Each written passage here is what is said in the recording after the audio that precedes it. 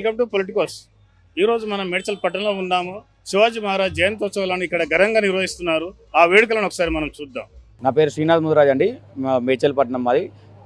ఈరోజు మేడ్చల్ పట్టణంలో ప్రతి సంవత్సరం లాగానే శివాజీ మహారాజ్ గారి జయంతి సందర్భంగా ఈరోజు కూడా వారి జయంతి పురస్కరించుకొని మేడ్చల్ పట్టణంలో హిందూ దళం వారి ఆధ్వర్యంలో మా తమ్ముళ్ళు నాగరాజ్ మరియు మహేష్ వాళ్ళిద్దరి ఆధ్వర్యంలో ప్రతి సంవత్సరం లాగానే ఈ సంవత్సరం కూడా శివాజీ మహారాజ్ ర్యాలీ శోభయాత్ర నిర్వహించడం జరుగుతుంది. దీనికి మేడ్చల్లో ఉన్నటువంటి యువత ప్రతి ఒక్కరూ హాజరై ప్రతి సంవత్సరం లాగానే ఈ సంవత్సరం కూడా విజయవంతం చేశారని మేము హిందూ దళం ద్వారా మేము కోరుకుంటూ, అలాగే మేడ్చల్లో హిందువుల యొక్క ఐక్యమత్యాన్ని చాటుకోవడానికి ఇదొక ప్రతీక.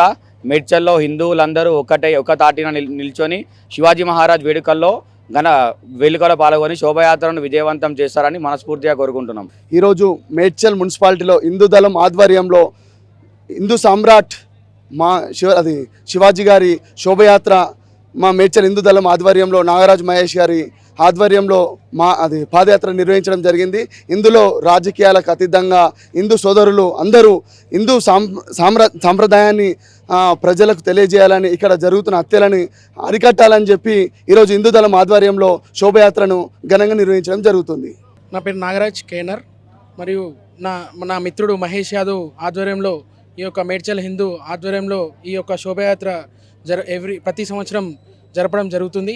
ఈ యొక్క శోభయాత్రకి మేడ్చల్ హిందూ దళం మరియు ఈ యూత్ అందరూ మాకు సహకరించినందుకు ధన్యవాదాలు. ప్రతి సంవత్సరం ఇలాగే ఈ యొక్క శోభయాత్రని విజయప్రదం చేయాలని కోరుకుంటున్నాము. థ్యాంక్ యూ, ధన్యవాదాలు. నా పేరు మహేష్. ఛత్రపతి శివాజీ శుభాకాంక్ష వచ్చినందుకు ధన్యవాదాలు తెలియజేసుకున్నారు ప్రతి ఒక్కరికి.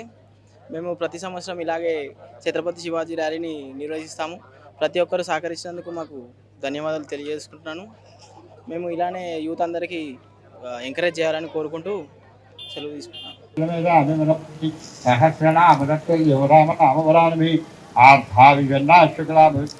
గోరేషు వ్యాధేషు వర్తమానం నారసింహమత్యుదానం జనార్దన హరే శ్రీకృష్ణ आपो इष्टामयो भुवः तानमोर्जनदातुना महेरणाय दक्षिणे स्नानान्तरं शुद्धालकस्नानं समर्पयामि. ॐ गङ्गे यमुने चैव गोदावरि सरस्वती नर्मदे सिन्धु कावेरी जलेऽस्मिन् सन्निधिं कुरु स्नानं समर्पयामि. यज्ञापवीतं परमं पवित्रं प्रजापदेव्य सहजं पुरस्तात् आयुष्यमग्रियं प्रतिमुञ्च शुभ्रं यज्ञापवीतं परमस्तुतेजः यज्ञापवीतमक्षरान् समर्पयामि. ताम्रतत्त्वशेषानः यदन्नेनातिरोहति एतावानस्य महिमा अदोऽध्यायागुप्तपुरुषः पादोऽस्य विश्वभूतानि पादस्य तन्धुः उपादोर्धौर्यपुरुषः पादोऽस्य. जय बोलो छत्रपति शिवाजी महाराज की, जय बोलो छत्रपति शिवाजी महाराज की, जय बोलो शिवाजी महाराज की. కేఎల్ఆర్ కాలనీ వాస్తవ్యులందరికీ శుభ స్వాగతం. ఈరోజు ఈ శివాజీ ప్రతిమ దగ్గర మనం ఎందుకు సమావేశమైనాము అనేది అందరికీ తెలిసినటువంటి విషయం. కొన్ని వందల సంవత్సరాల క్రిందట అప్పట్లో మొఘల్ సామ్రాజ్యం యొక్క ప్రాతినిధ్యం ఎక్కువగా ఉండేది.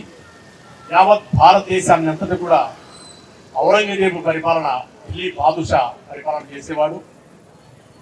చాలా వరకు భారతదేశం ఆ చివర ఈ చివర 4 దిక్కులు కూడా హిందూయిజాన్ని భూస్థాపితం చేసినటువంటి ఘనత వారిది. అందులో వారు చాలా వరకు సఫలీకృతులైనారు. ఎక్కడ హిందూ దేవాలయాలు కనబడితే వాటిని పడగొట్టి వాళ్ళ యొక్క ఇస్లామిక్ పర్షియన్ చిహ్నాలను ఏర్పాటు చేసిపోయినటువంటి తరుణం అది. ఈ విధంగా ఆర్షధర్మానికి మూలకందమైనటువంటి భారతదేశము ఈ తురుష్కుల దండయాత్ర వలన హిందూ ఇజం అనేది నామరూపాలు లేకుండా పోయేటువంటి దుస్థితి ఏర్పడింది ఆనాడు. హిందూయిజం అంటే హిందూ మతం కాదు, చాలా పొరపాటుగా అర్థం చేసుకున్నారు. భారతీయ జీవన విధానం, దాన్ని హిందూయిజం అంటున్నారు. మతం కింద తెలిసి తెలియని మాట చెప్తున్నారు. భారతీయులు ఎలా జీవించాలి, ఈ దేశంలో ఎలా ఉండాలి, నీతి నైతికత, ప్రజలు ఎలా ఉండాలి, ఇవన్నీ తెలిపేటువంటిదే ఆ హిందూయిజం. అటువంటి హిందూయిజాన్ని తొక్కి పాతిపట్టి ఈ తురుష్కులు ఔరంగజేబులు మొత్తం ఆ చివరి నుంచి వచ్చేందుకు దండయాత్రలు చేసి హిందూయిజం అనేది నామరూపాలు లేకుండా చేయడానికి ప్రయత్నం చేశారు. ఆనాడు మరి చిన్న చిన్న రాజ్యాలు ఉన్నాయి భారతదేశంలో, సామంతరాలు. ఎవరు కూడా ఆ ఔరంగజేబుకి ఎదిరి పోరాడేటువంటి దమ్ము కానీ ధైర్యం కానీ లేదు. వాస్తవానికి కూడా ఢిల్లీ బాదుషాతో పోరాడేటువంటి చిన్న చిన్న రాజ్యాలు ఎవరుంటారంటే ఎవరు లేదు. ప్రాణం అంటే ఎవరికైనా తీపి కదా, అందుకని వాళ్ళకు సలాం కొట్టి గులాములు అయిపోయారు.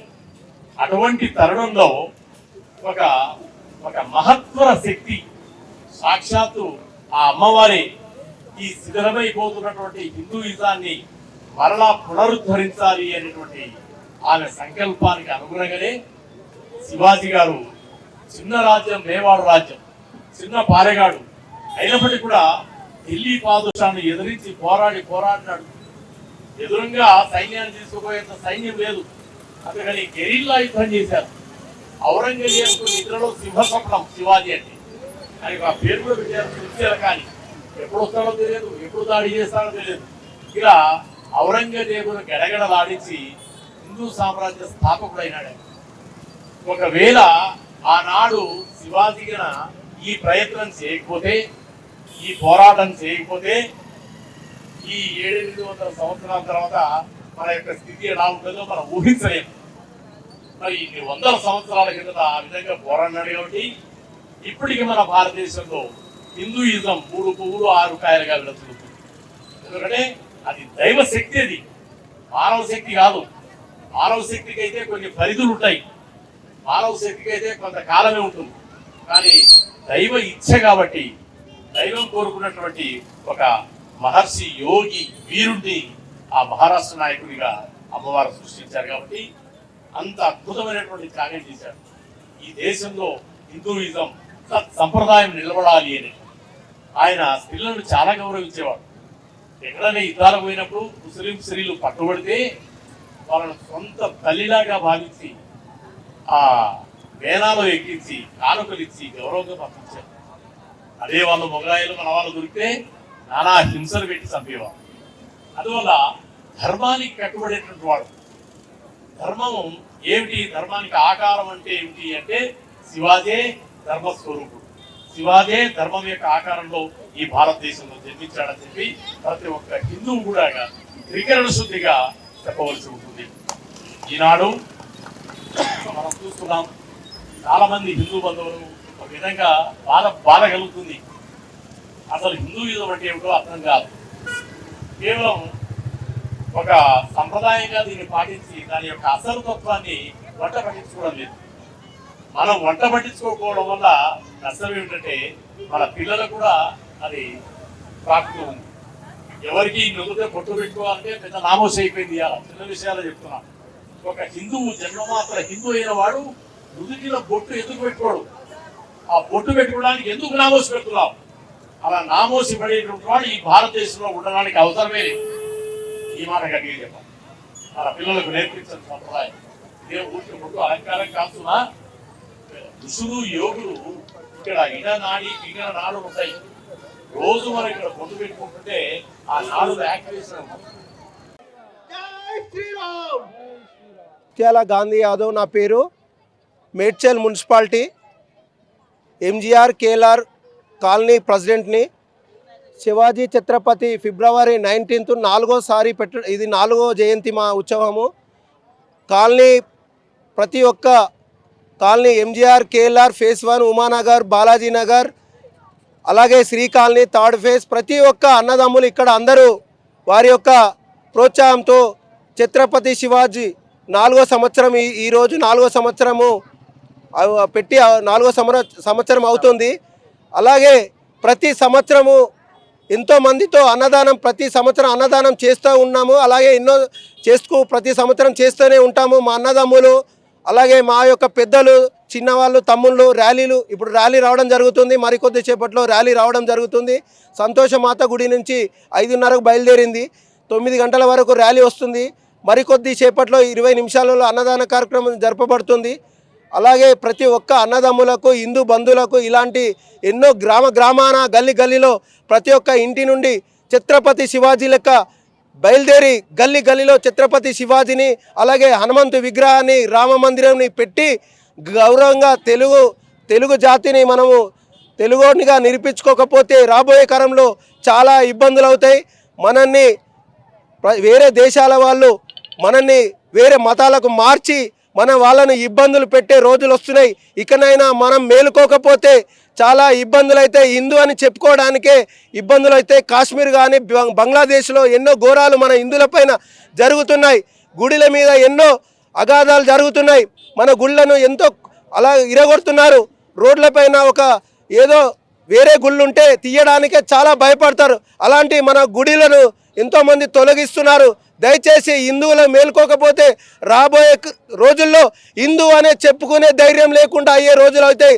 దయచేసి ప్రతి గల్లీకి ప్రతి ఊరిలో ఏదో ఒక వ్యక్తి ఛత్రపతి శివాజీలా నిలబడి ఛత్రపతి శివాజీ విగ్రహాలను మేల్కొల్పి రాబోయే తరానికి హిందువులమనే చెప్పే రోజులు రావాలని ప్రతి ఒక్క అన్నదమ్ములకు అక్కాచెల్లెలకు ప్రతి ఒక్కరిని చేతులెత్తి నమస్కరిస్తూ ఈ యొక్క ఉపన్యాసాన్ని ఇవ్వడం జరుగుతుంది. ప్రతి ఒక్క అన్నదమ్ములు అన్నదాన ప్రసాదం స్వీకరించవలసిందిగా కోరుతున్నాను.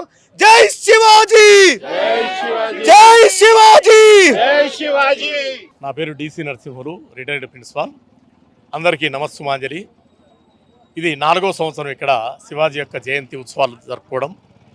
ఎందుకంటే ఇందాకనే చెప్పాను, ఎందుకు జరపాలంటే ఒక హిందుత్వాన్ని నిలబెట్టడం కోసం ఆయన యావజ్జీవం అంతా కూడా కృషి చేశాడు, త్యాగం చేశాడు. మరి పతనమవుతున్నటువంటి హిందుత్వాన్ని నిలబెట్టడానికి ఆయన ఎంత కృషి చేశాడో అవన్నీ కూడా మనకి ఈనాడు తెలియదు, ఆనాడు మనం లేవు. కానీ అవన్నీ మనం గుర్తు చేసుకొని మన హిందుత్వాన్ని మళ్ళా పునరుద్ధరించుకొని మళ్ళా అటువంటి సంప్రదాయాలను నెలకొల్పాలనేటువంటి ఉద్దేశం చేత యావత్ భారతదేశంలో ఇలాంటి శివాజీ విగ్రహాలు, రామాలయాలు ఇవన్నీ కూడా ఏర్పాటు చేస్తున్నాం. చాలామంది తెలియక ఎందుకో చేస్తున్నారు ఏమిటో అనుకుంటారు. కానీ మన భావి తరాలకి తెలియజేయాలి ఇది ఎందుకు ఏర్పాటు చేశారు, ఇది ఎందుకు అనేది ఆలోచన వస్తుంది. అలాంటప్పుడు ఆ హిస్టరీ వాళ్ళకు తెలుసుకుంటుంది. కాబట్టి మనం చూసాం, కొంత మన పెద్దల నుంచి నేర్చుకున్నాం.